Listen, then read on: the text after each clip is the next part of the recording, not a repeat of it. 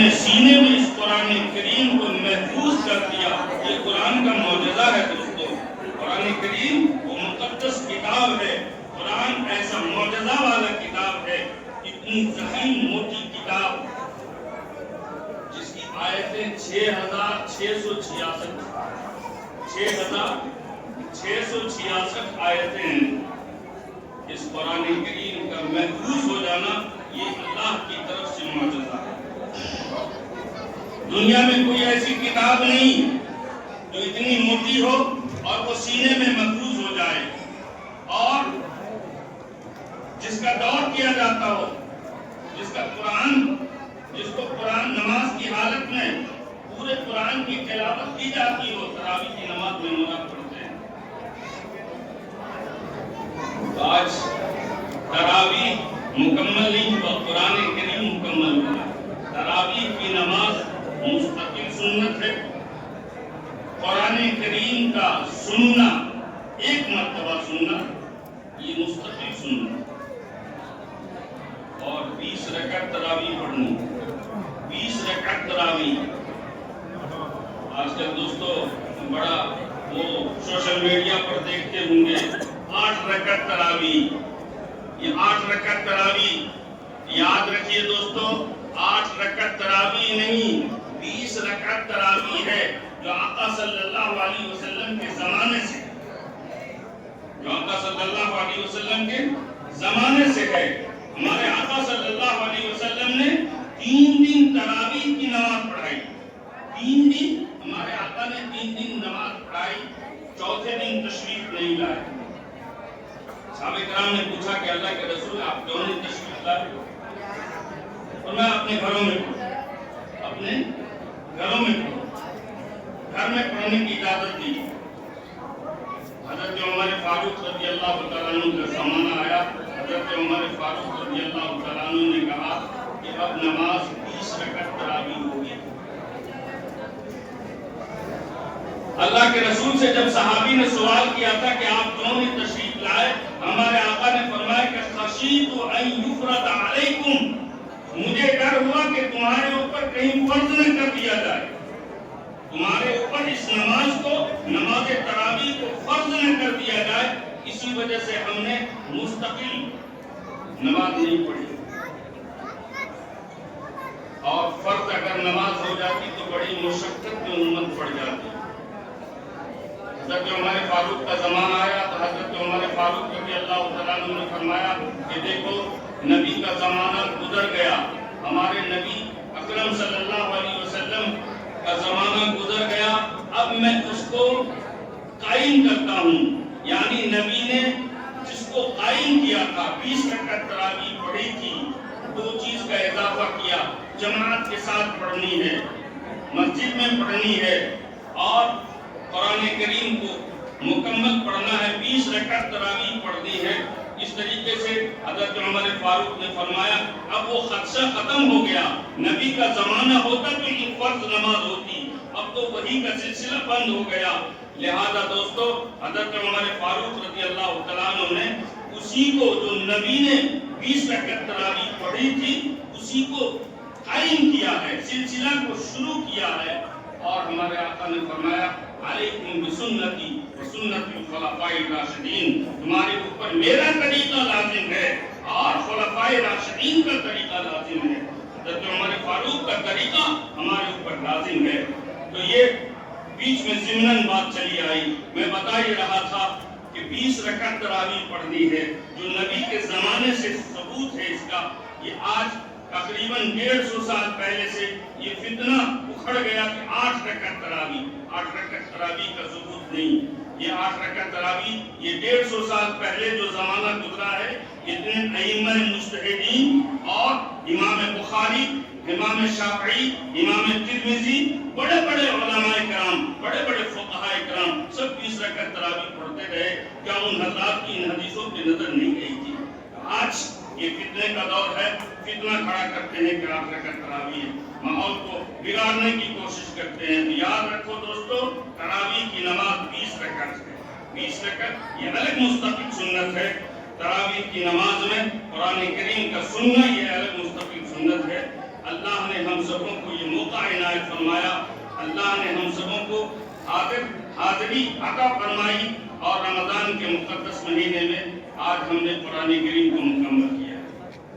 بات گوش گزار کرنی یہ ہے، یہ قرآن مقدس انسانیت، ہمدردی، رواداری، محبت کا پیغام دیتا ہے، امن و آشتی کا پیغام دیتا ہے، محبت، معصمت، اخوت، بھائی چارگی، یہ تمام چیزیں آپ کو قرآن مقدس کے اندر ملیں گی۔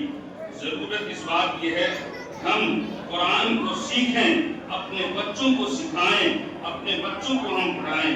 بڑا افسوس کی بات ہے دوستو، آج ہمارے بچوں کو پوچھ لیا جائے کہ بابو دعائے قنوت سنا دو، قل یا ایھا الکافرون سنا دو، یا اور بھی 10-20 سورتیں سنا دو، ہمارے بچے نہیں سنا سکیں گے دوست۔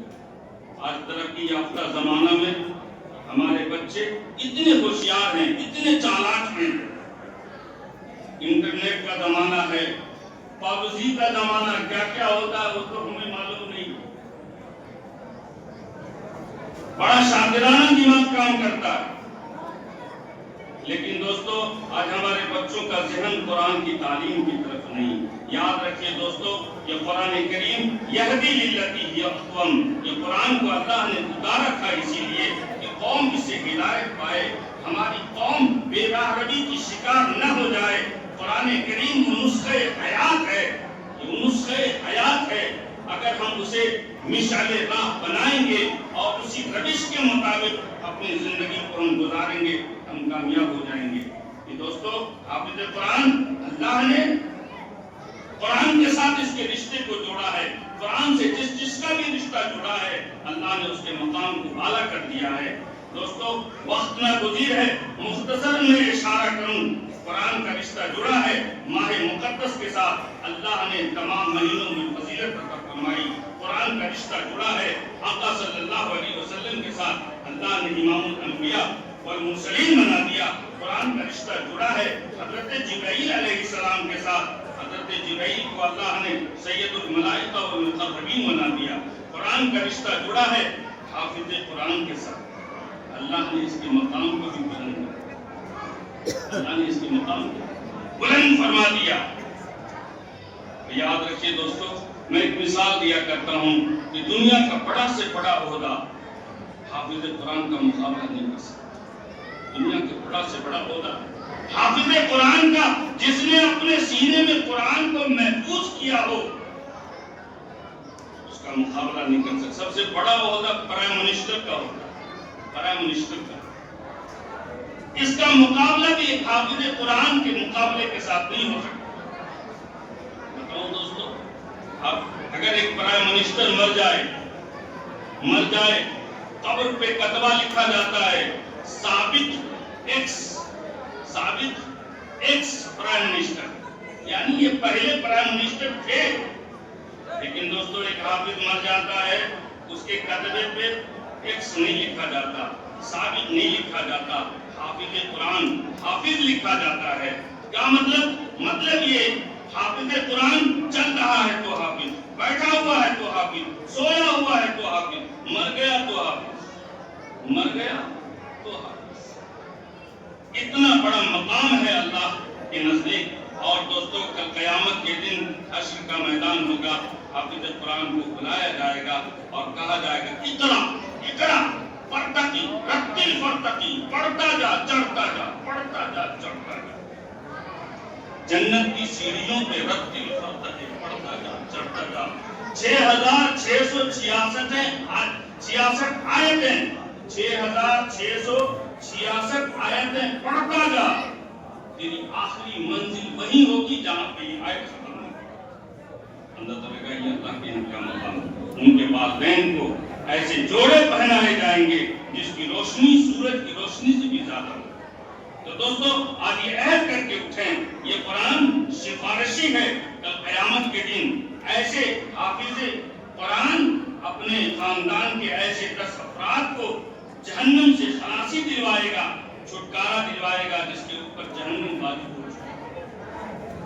آج یہ ہے کہ اٹھیں، ہم قرآن کو عمل کی نیت سے اپنے بچوں کو پڑھائیں گے۔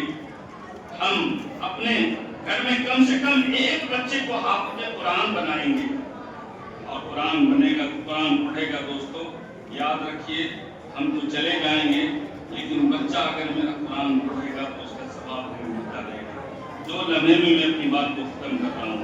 حضرت عیسیٰ علیہ نبینا علیہ السلام کا گزر ایک قبرستان سے، اس سے پہلے یہ ایک شخص جب مرنے لگا تو اس نے وصیت کی اپنی بیگم کو کہ بیگم میں تو جا رہا ہوں، تمہارے پیٹ میں جو بچہ ہے، یہ بچہ جب پیدا ہو جائے، جب پڑھنے کے قابل ہو جائے تو مدرسے میں لے کے جانا اور مولانا صاحب سے اسے قرآن پڑھانا، قرآن کی تعلیم دلانا۔ مرنے والا مر گیا، پوری زندگی کالے کرتوت کیے تھے، کارنامے کیے تھے، کیا کیا کیے تھے۔ اللہ نے جس طرح کا عمل تھا اس طرح کے اس کے ساتھ اللہ نے معجزہ کیا، وہ عذابات میں گرفتار ہو گئے۔ ادھر یہ بچہ پیدا ہو جاتا ہے، 2-3 سال کا ہو جاتا ہے، پڑھنے کے قابل ہو جاتا ہے، اس کی ماں اس کو لے کے جاتی ہے مدرسے میں بسم اللہ پڑھانے کے۔ ظاہر سی بات ہے 3 سال کا بچہ تتلاتی ہوئی زبان سے وہ کچھ پڑھے گا۔ اور پڑھو بچے، اعوذ باللہ من الشیطان الرجیم، بسم اللہ الرحمن الرحیم، بسم اللہ الرحمن الرحیم، تتلاتی ہوئی زبان سے وہ بچہ تلاوت کرتا ہے۔ حضرت عیسیٰ علیہ نبینا علیہ السلام کا قبرستان سے گزر ہوا تو دیکھتے کیا ہے، حضرت عیسیٰ ایک صاحب قبر کو عذاب ہو رہا، اسی بچے کے باپ کو عذاب ہو رہا۔ کچھ دنوں میں ادھر سے واپسی ہوئی تو دیکھا کہ رحمت کے طواق اتر رہے ہیں۔ اللہ تعالیٰ سے پوچھا کہ اللہ، اس نوجوان نے یا اس آدمی نے کیا ایسے عمل کیے تھے جس کی وجہ سے ابھی تو کچھ دنوں پہلے اس کی قبر میں آگ دہکائی جا رہی تھی اور یہ آج آپ کی طرف سے رحمت کی برسات ہو رہی ہے۔